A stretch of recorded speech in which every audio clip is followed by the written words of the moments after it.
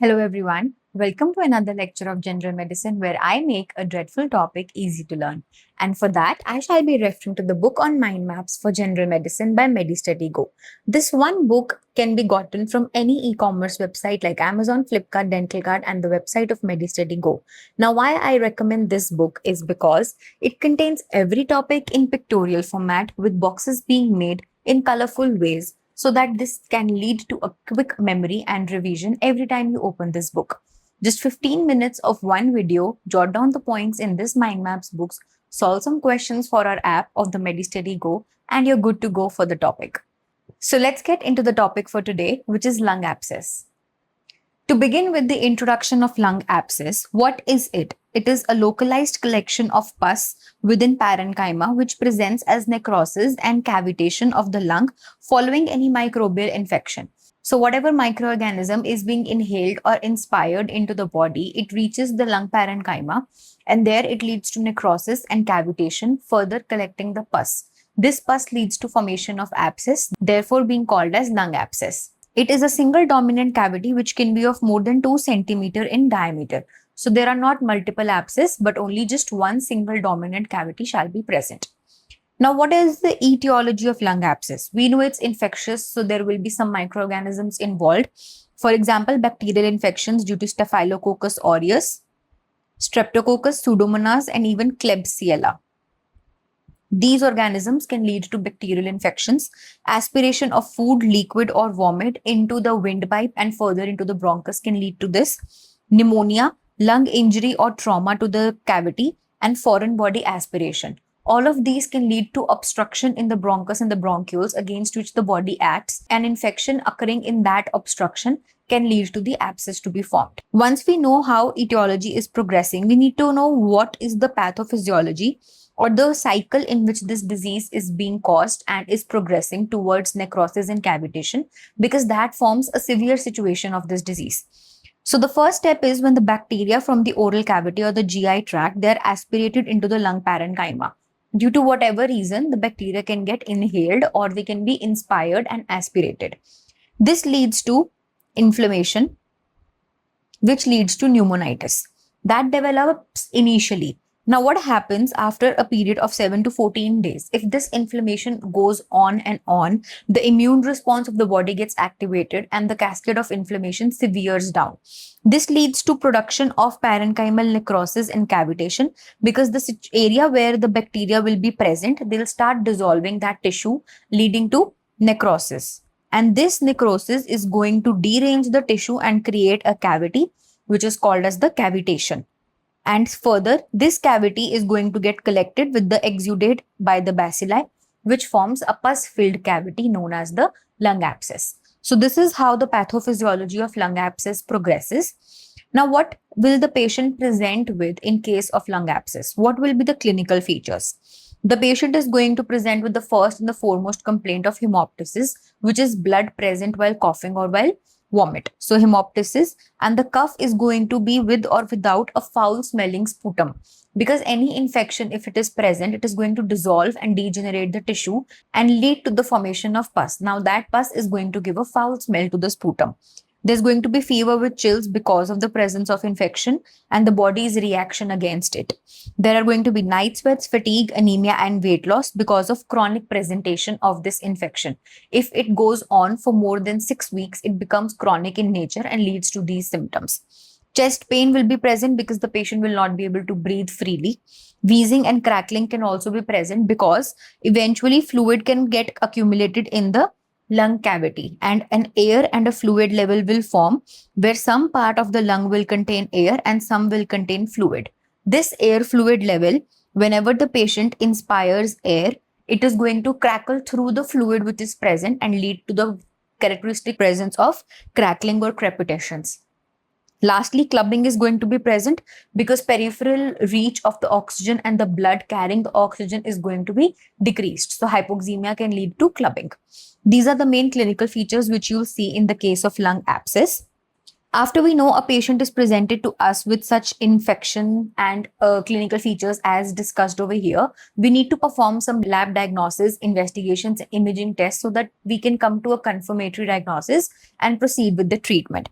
For that, the first and the foremost is chest X-ray, which shows a characteristic air fluid level where air might be present in some part and fluid in the other. This shows something is deranged. Secondly, blood and sputum cultures are done to rule out the presence of infection and the bacilli of the bacteria.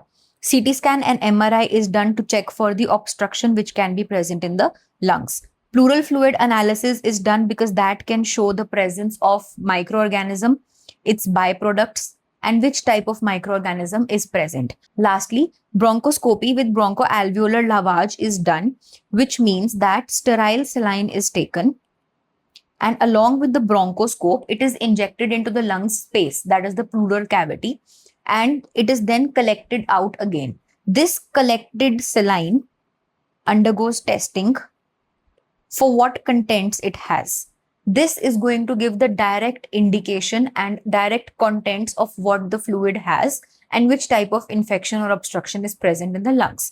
So this is bronchoscopy along with bronchoalveolar lavage. After the investigations, we come to the management once the patient is confirmed for lung abscess. Now, management will first and foremost include supplementation of oxygen to aid the breathing and painkillers so that the patient doesn't experience pain while breathing.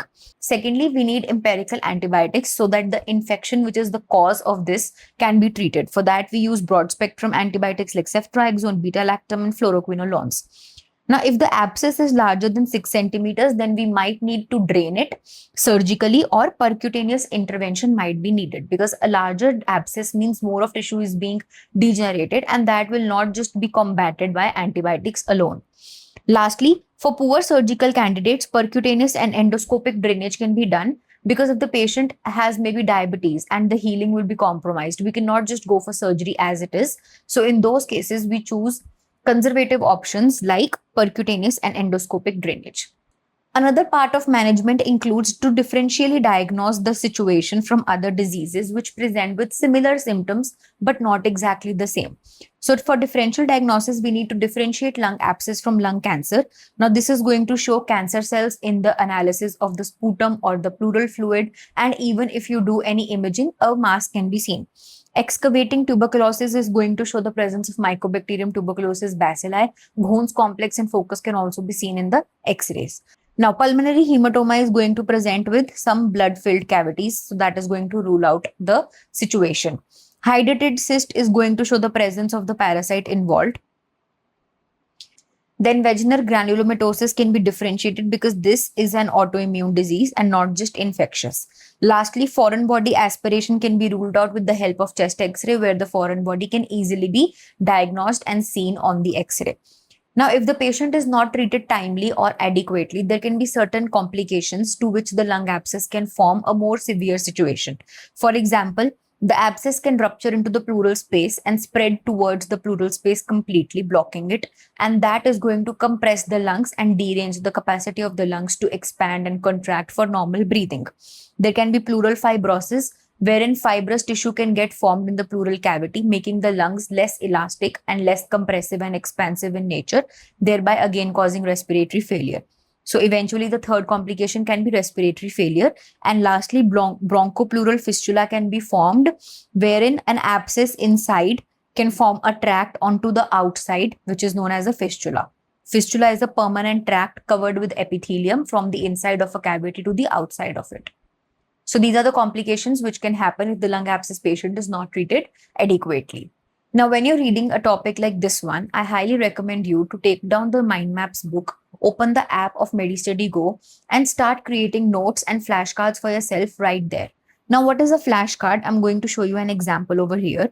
Flashcard is basically a question which has an answer on the opposite side and doesn't come with any options like MCQ. For example, what is the characteristic radiologic finding in lung abscess? The air fluid level will be seen on the chest X-ray. So if you solve such MCQs in the app, you're going to see the answer along with explanation wherever required.